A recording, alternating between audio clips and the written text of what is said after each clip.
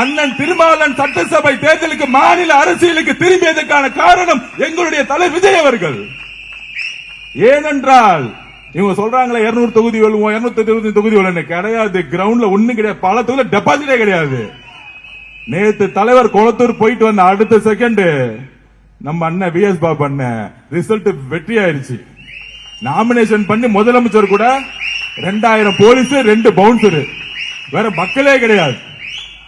ஆனா விஎஸ் பாபு அண்ணன் வேட்பாளரே தூக்கி போட்டாங்க. அவரே தூக்கி போட்டாங்க. நம்ம தலைவரை பாக்குறதுக்கு எத்தனை ஆயிரம் பேர் வந்தாலும் கணக்கு கிடையாது. அதுதான் பயம். டக்குன்னு நாங்க திரும்பிட்டோம். ஏன்னா இந்த காவல்துறை அது வரைமுறைப்படுத்தல.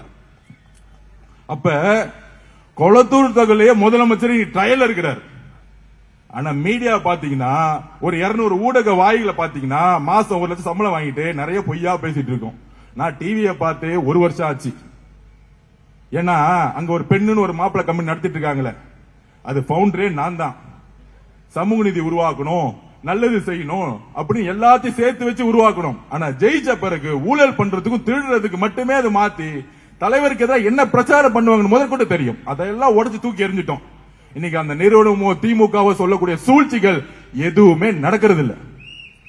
ஏன்னா எம்ஜிஆருக்கு அப்புறம் நம்மளுடைய தாய்மார்கள் நம்புறது நம்மளுடைய தலைவரை. பெண்களை ஏமாத்தவே முடியாது, சகோதர சகோதரிகளை ஏமாத்தவே முடியாது. நடுவுல சொன்னாங்க இவர் பிஜேபியோட போயிடுவாரு, என்டியோட போயிடுவாரு.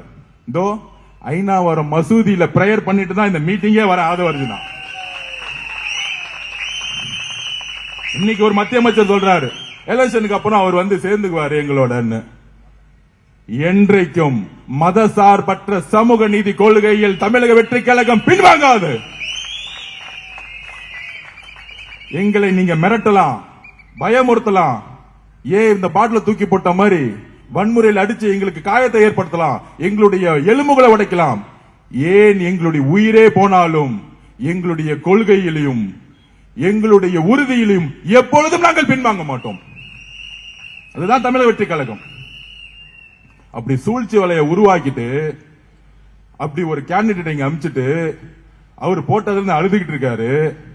ஆனா அப்பையும் முக ஸ்டாலினுடைய குடும்பத்துக்கு இங்க ஏதாவது பயப்படுத்தணும். அந்த ஒரு 2 பேர் அடிச்சு எப்பொழுது என்னுடைய சகோதரியுடைய இந்த ஷோல்டர்ல கிளாஸ் விழுந்துச்சோ அன்னைக்கு முடிவு பண்ணிட்டேன். 234 தொகுதியிலும் இந்த முக ஸ்டாலின் சார் குடும்பம் தோக்குற வரைக்கும் எங்களுடைய பணி நாங்க தூங்க கூட மாட்டோங்கிறத நாங்க உறுதியா இருக்கிறோம்.